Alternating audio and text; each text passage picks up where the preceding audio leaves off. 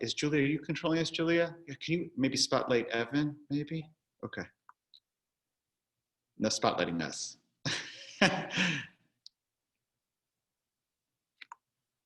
Is that right? There we go. Okay, Perfect. Evan. First of all, Shabbat Nice. Shalom, Evan.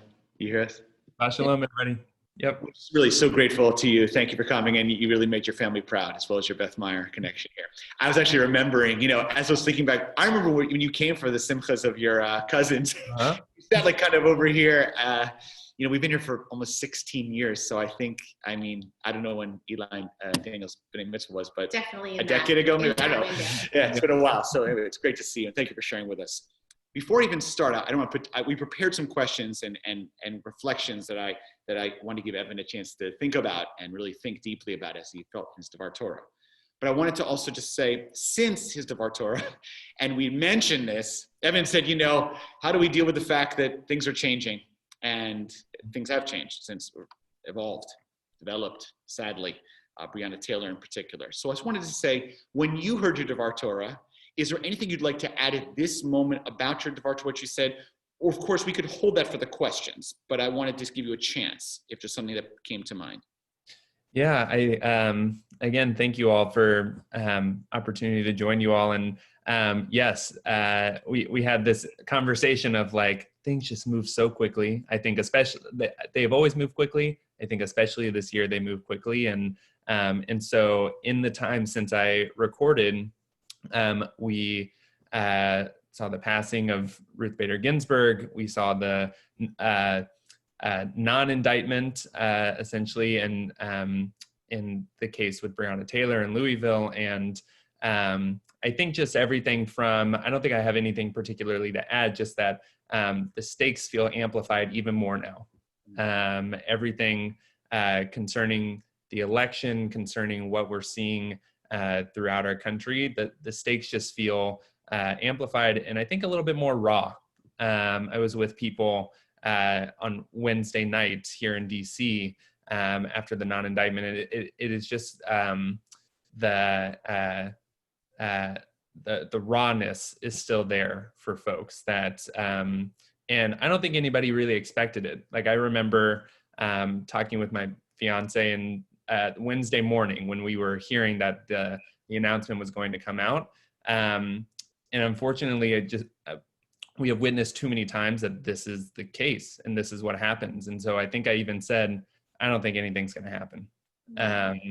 And unfortunately was correct. And we learned that in this case, shots that were fired against a wall and missed people are going to be the crime that is indicted for, and not taking of Breonna Taylor's life. So since over the last week and a half, things just feel amplified and more raw. Yes, thank you for sharing that comment, and profound. Sad, but profound. Tough. So again, I gave Evan a couple questions here that I wanted to give him a chance to consider. And a little bit really kind of focus into parts of his drash, his Devar Torah. So at the beginning, I mentioned, I'll summarize the question. He mentioned that he had fasted on Tisha B'Av, 9th day of Av. It feels like worlds ago with the pandemic, which is a traditional day of fasting and a day of mourning, a day of sadness and reflection of our people's history, and how it was a meaningful spiritual practice given issues of justice and how you translate that into issues around justice and compassion. So I wanted to give you a chance to maybe elaborate a little further about the connection between, let's say, some of the spiritual practices in our tradition. Obviously, we're fasting soon in just a day or so. And then how that relates to your commitment to justice work and speaking up for justice, your work for justice, protests, et cetera. How do you, because some make these as a division, action, mitzvot of doing justice, and then practice, or quote unquote, the spiritual life. You are bringing these two very closely together, which of course is close to our heart. Can you tell us more about that? How have you integrated that, or how do you see that? Do you see a division between these two things, or no division? What would you say? Absolutely, yeah. And I think what's interesting too, I was reflecting even more on Tisha B'Av, and I was thinking back to Passover this year, which for most of us was like 3 or 4 weeks after we were in this kind of new reality. And I remember there was something special about Passover in that we were able to bring together people over Zoom right? But people who would not ordinarily be together, family.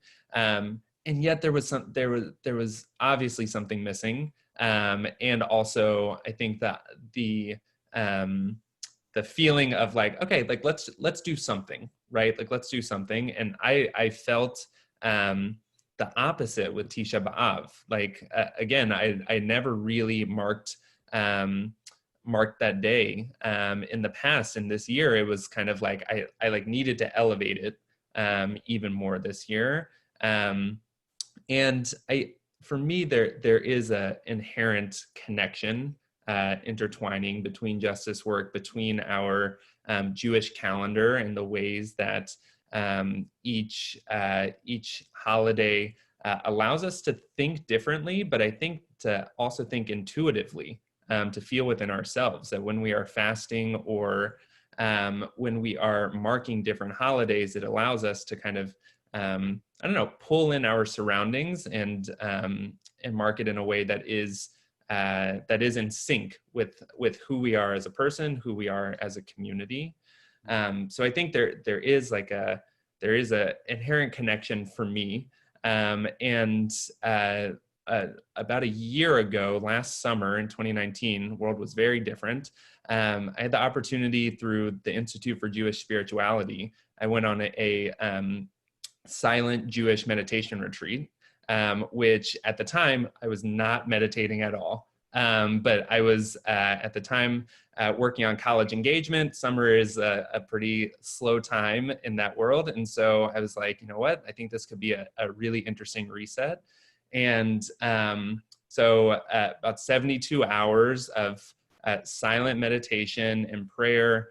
And during that time, there's just a lot of you have a lot of time to yourself to kind of process and feel the things that are coming up naturally. And I remember there's I think a pretty well-known kind of blessing meditation of may I be safe, may I be happy, may my body be strong, may my life unfold with ease. Some variation of that. And that was a mantra that I used throughout that meditation retreat. And our teacher, who incredible teachers on this retreat, kind of led us through this process of, if we are asking that for ourselves, why aren't we asking that for every single person? If we really believe in our shacharit of thank you, God, for creating me in the image of God, B'Tselem Elohim, what would that look like if we extended that out to every single other person as well? So I think there is just like, as we go through prayer, as we go through the Jewish calendar, as we live our Jewish lives, there are so many ways that it is comforting and empowering to us. But then I think it extends out into every single other person, and that for me then is even stronger connection then to, okay, what policies are we looking at, or what does justice actually look like in communities?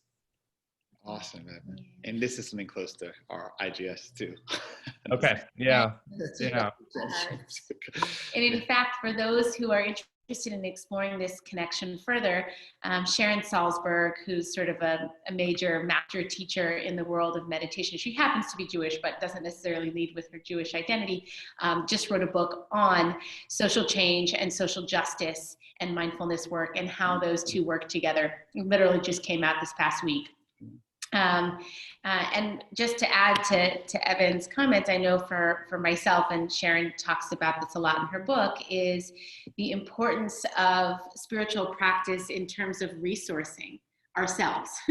That the pursuit of justice, that work is so demanding of our bodies, of our energy, of everything that we have, that if we don't use the practice of sacred rest and of quiet, and of the spiritual riches of our tradition, whatever that happens to be, we'll just run out of steam. And I think that's old, ancient, wise, indigenous wisdom probably that belongs to every tradition, but I certainly feel it within our own. Okay, that's awesome. All right, next question. And eventually we'll get some questions amongst our Chevra here. So I'll summarize. Basically, Evan, I don't I'm always sensitive to somebody else's Devar Torah, but I'll just say a piece of it you discussed was issues of choosing life. You specifically blessing, bracha, klala, choosing life, God forbid, not choosing death. And there's sadly a history in our country of choosing justice, not choosing injustice, even though our country at times has chosen, or our society, our community has chosen injustice. One of the questions that I wanted to kind of just let you elaborate further on that piece is that it felt like there's some degree of presupposition that, we can make a choice, and the choice is in the ballot box, and the ballot choices in our life choices, our choices of what we're going to do in action. Presupposition, though, that our choices are going to make a difference.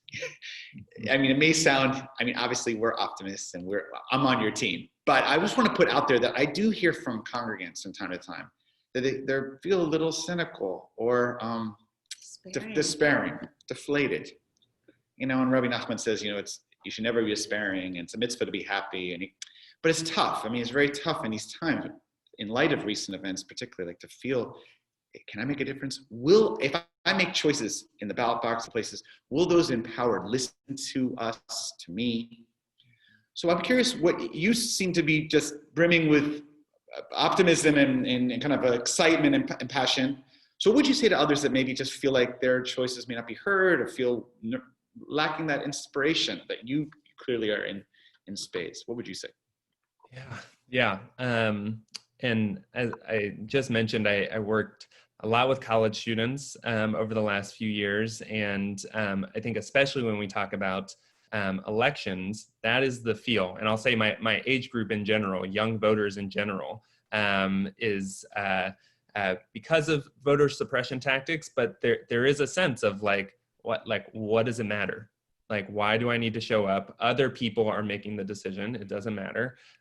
So I also have had those conversations, and it's hard. It is absolutely, I think, especially when we look at the past week and a half, when in different points over the last few years, it feels so easy to just say, you know what, I'm going to take care of myself. I'm going to take care of my family, my loved ones, but those are the things that I can control. And I think to a certain extent, that is a healthy practice. And we need to grab onto those things that we can control. What are those pieces in our world? Where I would challenge people is to say that you have more power and more agency than you think. We absolutely can think about, I can control my health. I can control how I'm taking care of myself, my particular situation, but we have a lot of power and agency in our neighborhoods, in our communities, and absolutely through voting. And I think where this often comes up is around the conversation with voting. To say that, and we look at the electoral college system, which has its own critiques. We can look at and it's rising up even more now, the partisanship that has come with the Supreme Court in an institution that is not supposed to be partisan, but it absolutely is trending that way. And so I think that this often comes up around some of those big institutions. And what I am often reminded of is that this election happening right now, because people are turning in ballots right now, is so stark. The choices are so stark and will be enormously consequential. And whenever we get results, because there's no guarantee on November 3rd that we're going to know anything, whenever we get those results in November, there's going to be so much more work to do anyway. That yes, we need to do something, but voting is one of the hundreds of choices that we can make throughout the year to make a difference and use our power and agency. When I moved to DC about a couple of years ago, I was feeling kind of not entirely rooted. This was 2018, and I was actually working with college students on election work and get out the vote work, but was missing that kind of local connection. And so got involved with an organization, Jews United for Justice, that does local work in DC, Montgomery County outside of DC, and then Baltimore. And it's been incredible over the last year and a half to see the number of policy things that happen on not on a city level, but also on a neighborhood level.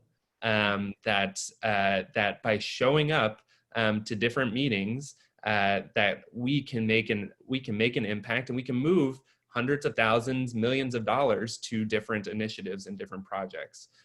So I can totally empathize with like, does this actually matter? And I think what I would say is go local. Like, start with yourself, start with your family, start with your loved ones. And if it's not happening on the national level, enormous change can happen on the local level. And that so much more work is going to happen after this election as well. It's not going to stop. This is not just one thing and then be like, okay, I'm good to go. There's always an opportunity to keep moving.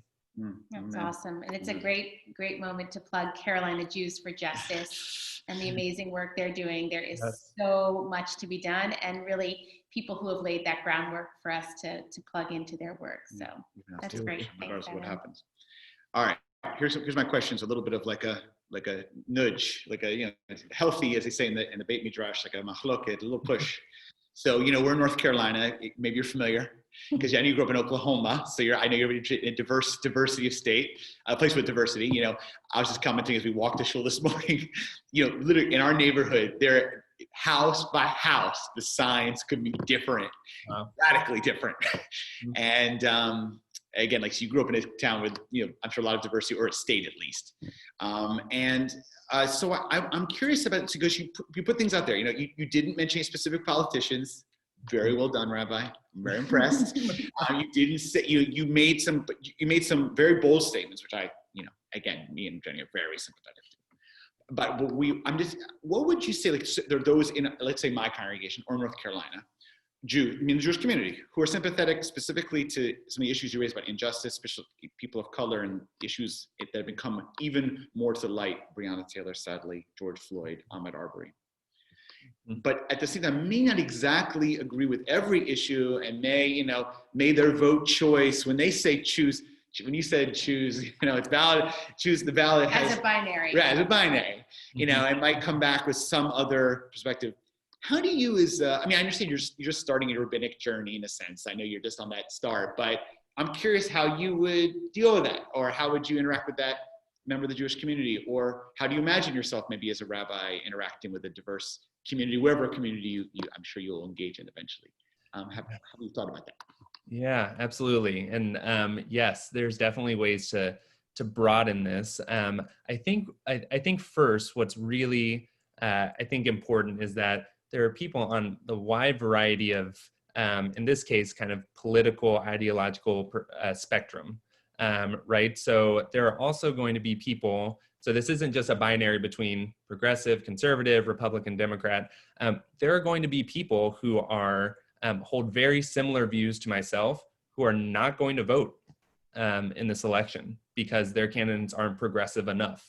Right. So I just want to say, like, it is a wide kind of, I could have this argument with someone who is very, very progressive and has similar views to myself, but like also may choose to not vote, or to not take particular actions because it's not completely in line with their views. And I think the most important piece around this is relationship.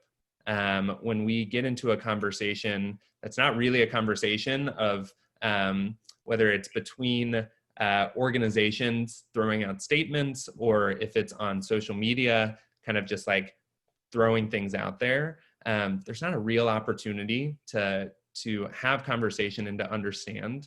I'm reading a really incredible book right now, See No Stranger by Valerie Kaur, and get the thumbs up. Excellent. And have heard her speak a couple of times, and I'm reading her book, and she's an incredible Sikh activist and has just done a ton of work across the spectrum in a lot of different partnerships. And she talks about the power of wondering about someone, that when we stop wondering about why do they think that, or what's their story, or what are their experiences, that's when the walls come up and we say, nope, no more. Like, I'm done. And I think what's really important is that there are some cases where the groundwork is not there for conversation. If it's a harmful situation where maybe one person doesn't feel entirely safe, like that is not a conversation that's going to be good for conversation, or a good situation for conversation. But when there is mutual wondering about one another and an opportunity to have that conversation, I think it opens us up to find places where we do agree or where we can make some progress.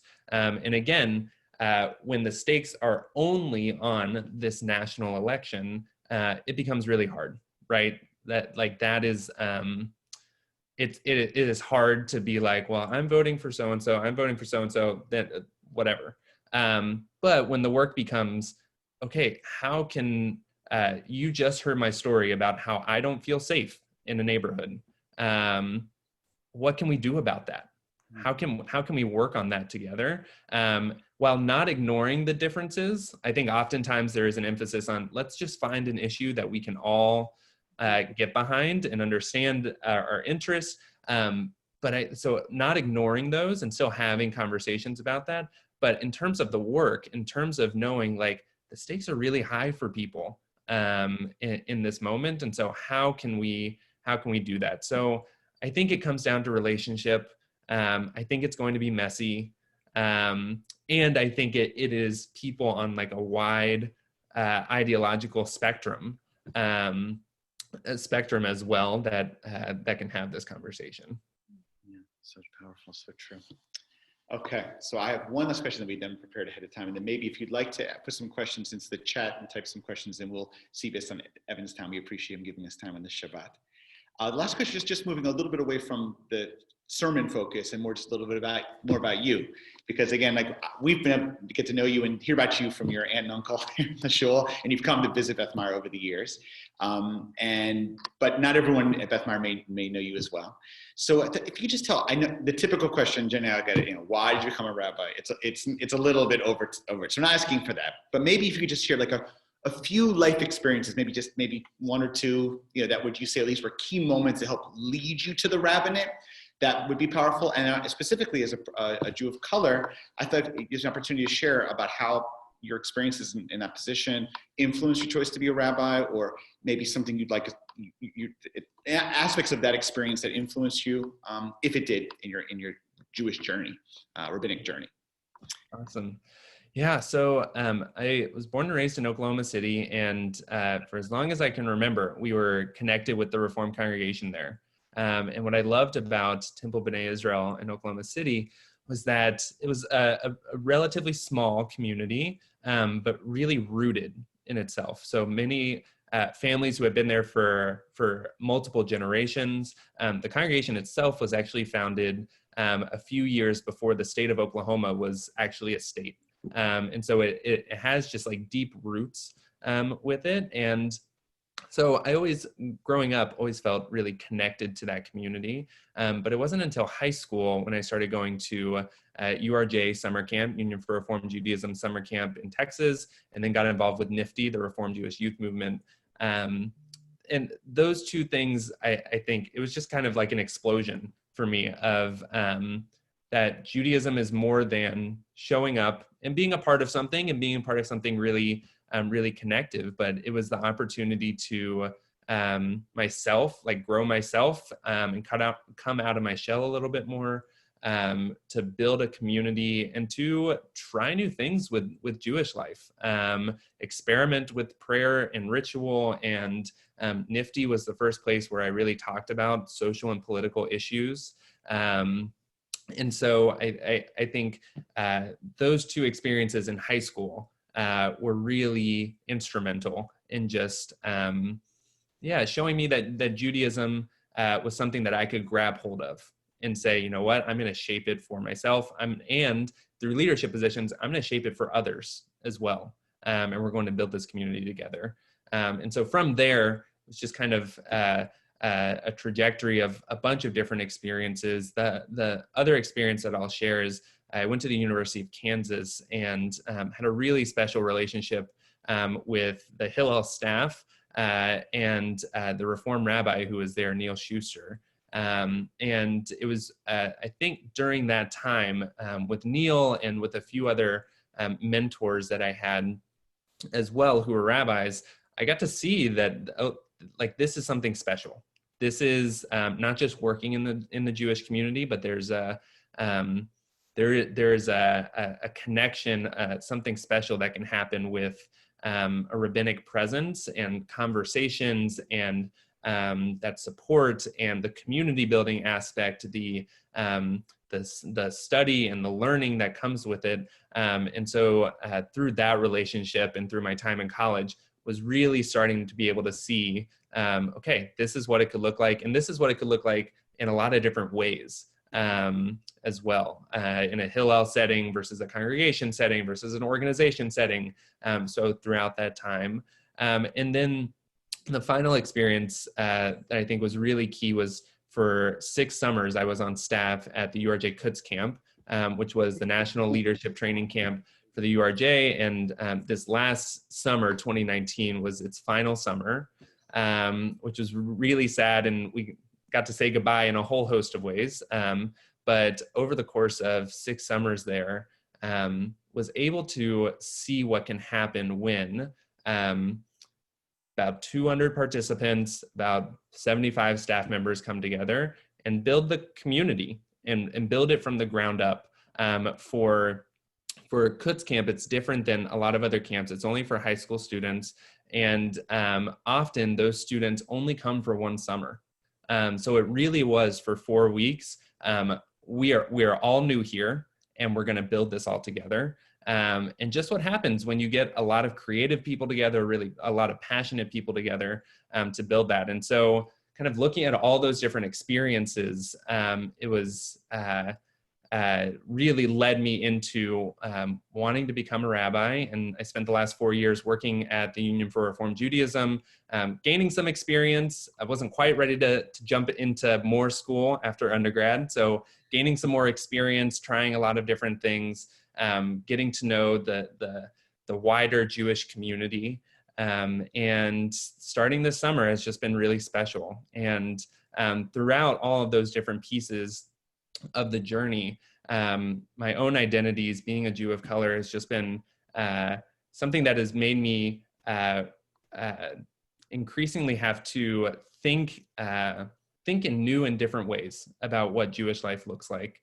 It really wasn't until maybe like college or so when I started to venture out into other Jewish communities other than Temple B'nai Israel, other than my Nifty and camp community, that I kind of was able to see, like, oh, this is one, that racism does exist in our Jewish community, and that me being who I am is going to raise questions for people. And sometimes in the absolute best situations, really curious questions and wanting to get to know me. And in the worst case, barriers popping up along the way. And so with that has come a kind of knowledge of increased learning about myself and increased learning and reliance on other Jews of color who are navigating similar things. And just over the last couple of weeks, I've already started talking with other seminaries and looking at what can we do to ensure that our institutions and the wider Jewish community are really becoming anti-racist Jewish communities so that we have a stronger pipeline of Jews of color. It is spectacular to see in my class have a number of students who are LGBTQ and to see the progress that the reform movement and HUC has made in that area.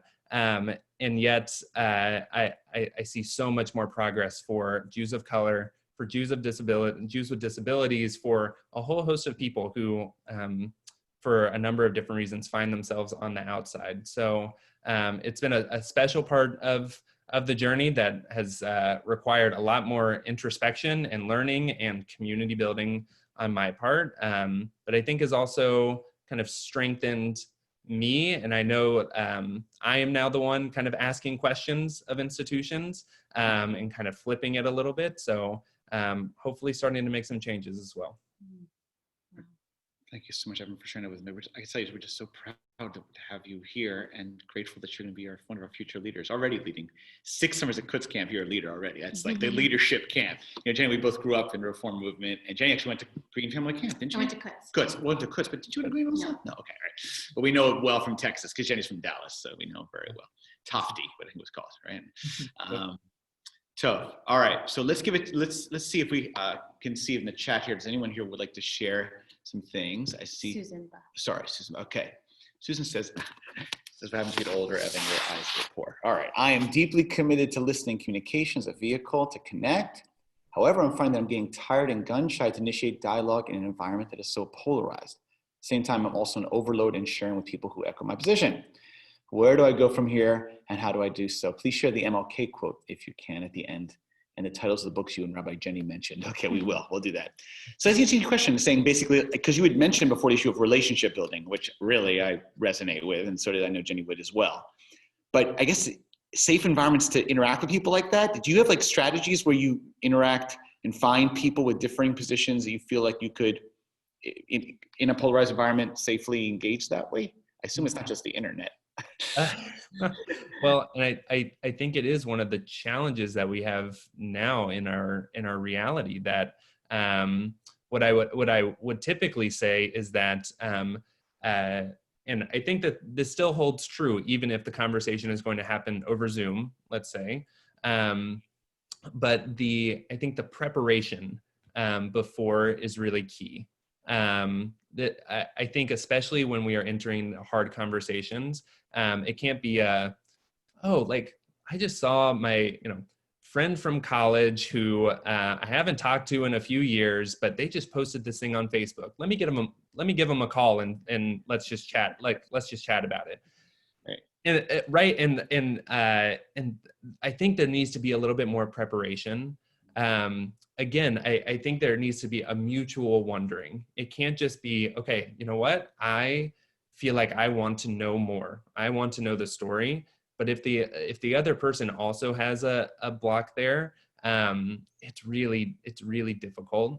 And I don't think that's a healthy environment to have the conversation.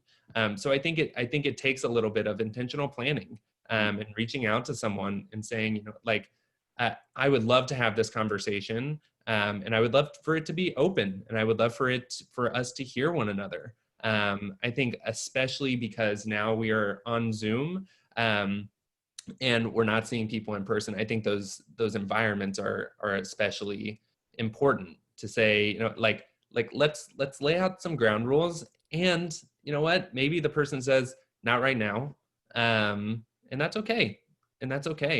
Again, it can't be one-sided with anything.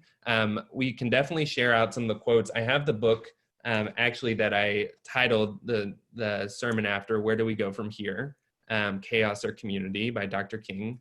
And highly recommend it. I think it is really, it's fascinating. There's a whole lot of sections in here that we could have done an hours long conversation just about this book, because in a lot of different sections, he is reflective. He's writing in 1967. So about a year before he is assassinated.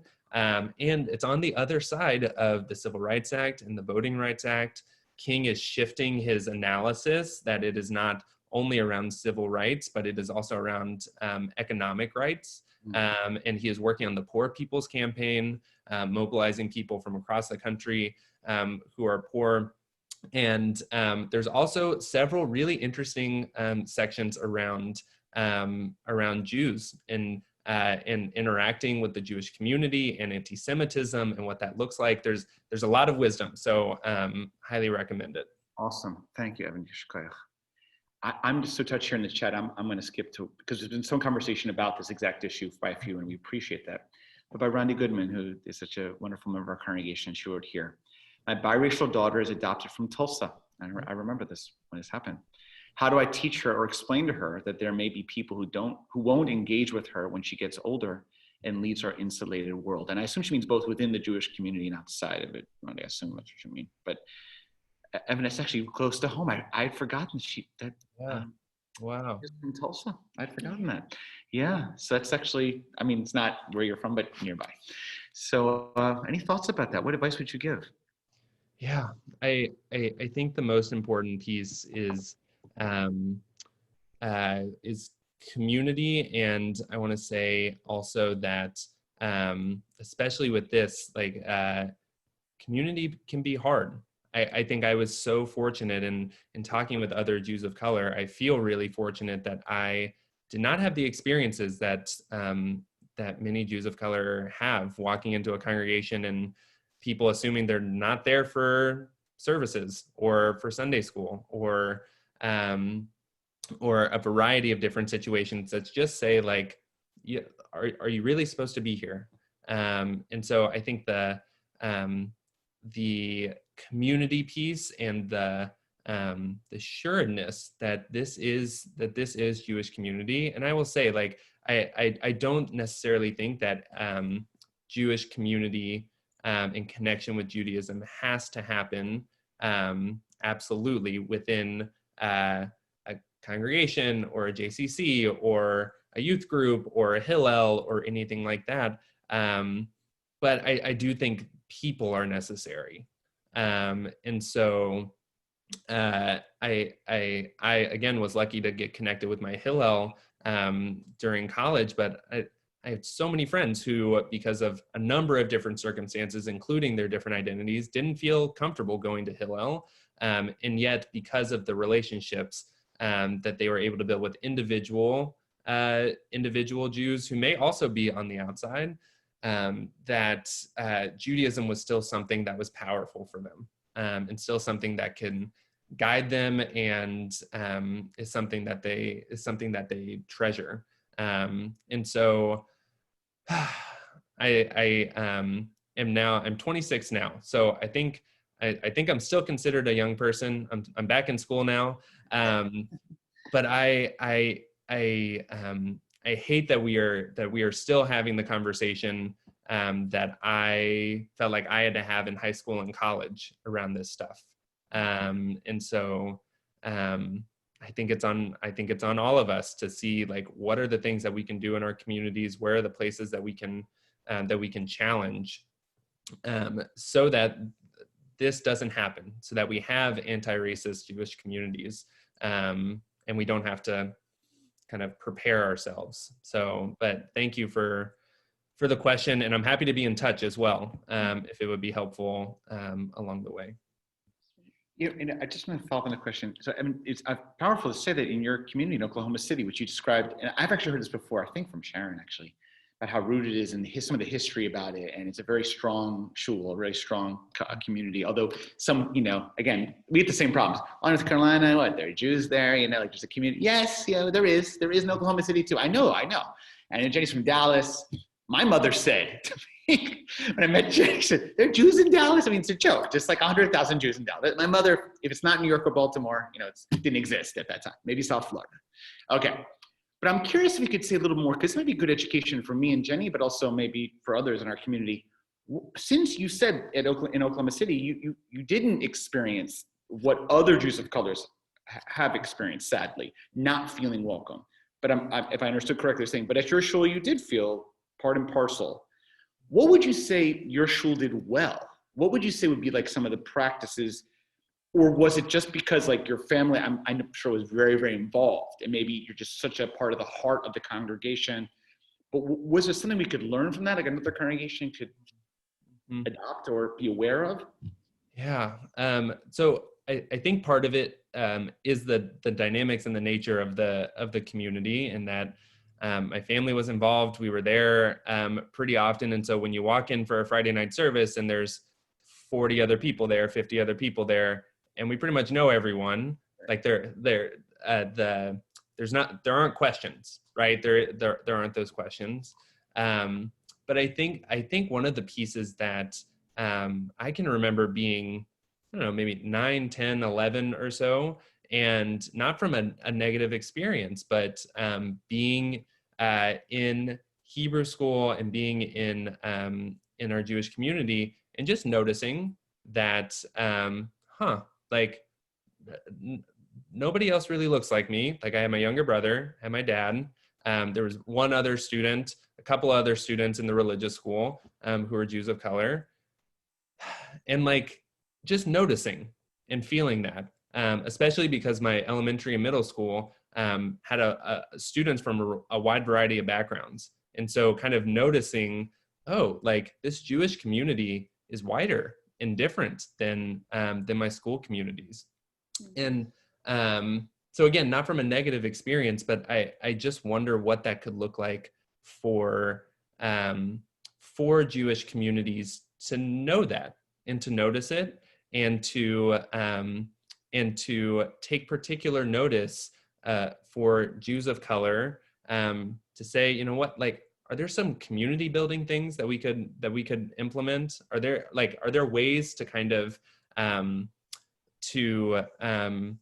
make sure that people feel rooted in this experience? A few years ago, I was visiting a fantastic congregation, Shir Tikva in Minneapolis with Michael Latz. And they, during the course of the weekend, brought together families, either who have children who are Jews of color, adults who are Jews of color, just to come together and be together, and to build that community. And there's just something special. And you could look at it in any number of different scenarios of LGBTQ Jews in a community. You could look at it with empty nesters. You could look at it with, right, we have our youth group, right? Like, what are the different connections that we can bring in? And so I think that is something that I think my congregation in Oklahoma City had the dynamics well, and I felt really connected. But I think that could be, that would have been interesting for me. I think earlier on to start exploring, okay, what does this look like? And what are the connections I can build? Excellent point. Appreciate it. Very much appreciate it.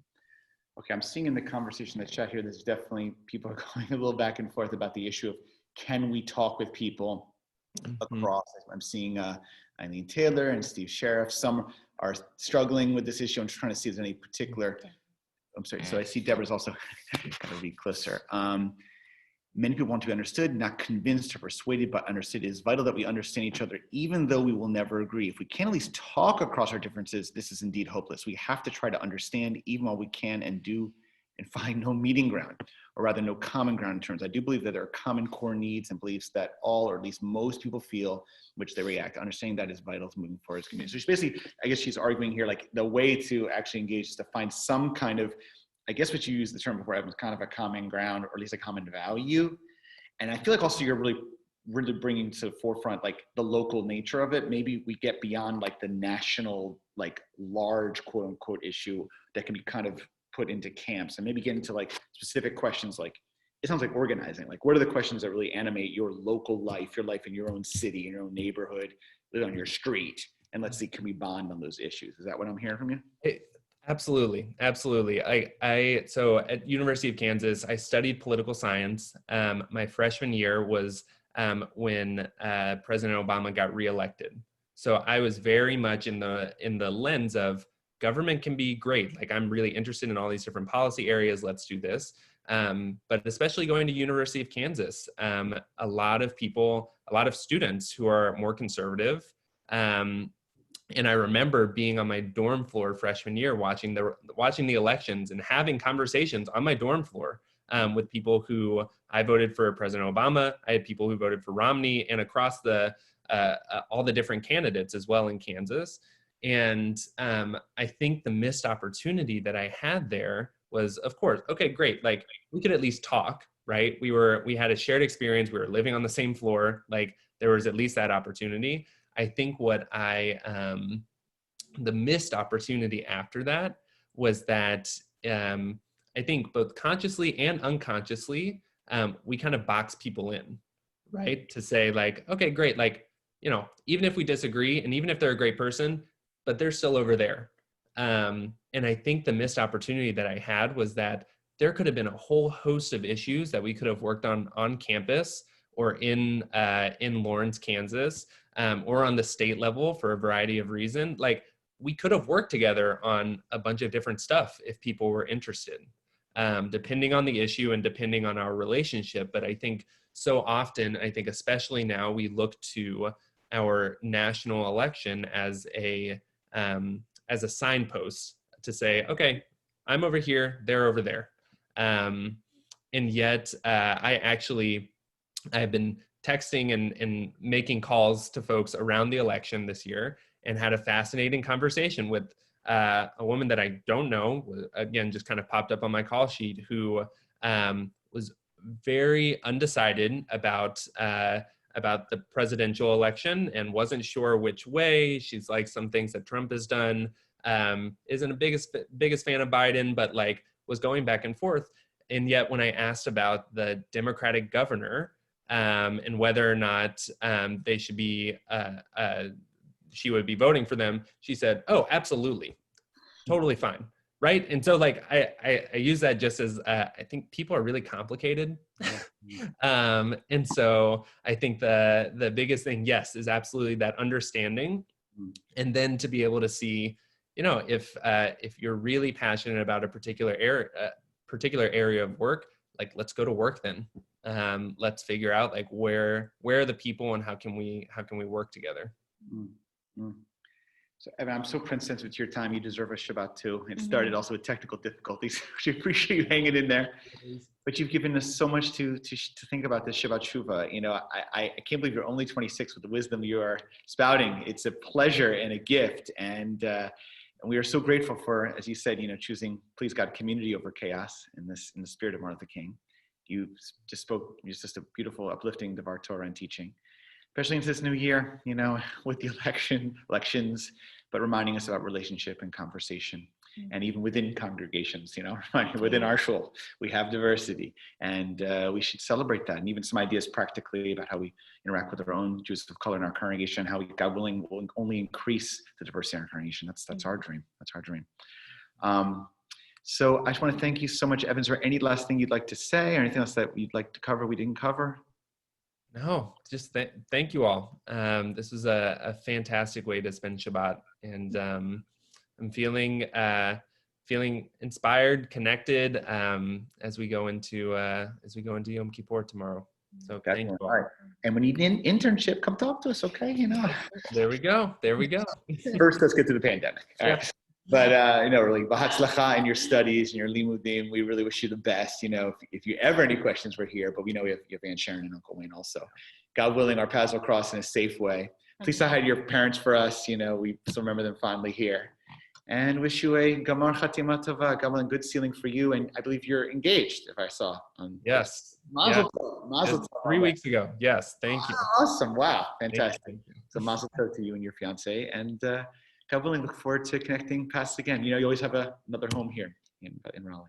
Okay. Thank you. Appreciate it. Take care, everyone. Shabbat shalom, everyone. Take good care. Chatima tova.